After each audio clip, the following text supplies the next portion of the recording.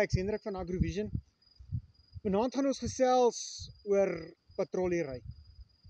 Die belangrikste ding van patrolliery is, ry actually patrollie. Klim in jou bakkie, ry op jou paaie, ry tussen jou vee, wees daar en maak jou teenwoordigheid dat almal dit kan sien.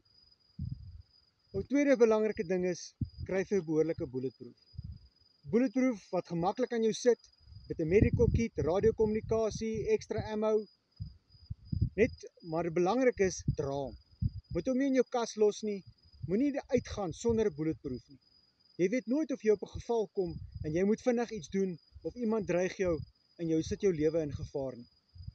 Tweede ding wat ons gemaak is, ek gaan met my thermal, my Micro Thunder 2 thermal, gaan ek die koppietjie afskroef my clip-on.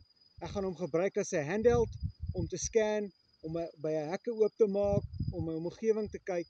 En dan as ek miskien 'n jakkals of 'n eystervark kry, kan ek die koppie afskroef. Ek kan die clip-on gedeelte opsit voor op my scope en dan kan ek dit so gebruik.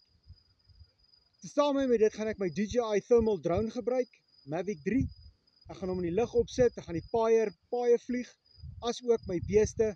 So ek gaan my teenwoordigheid gaan ek afdruk vanaand. Dis die belangrikste ding van patrolliery. En ook ons moet ons plase en ons omgewing moet ons beheer.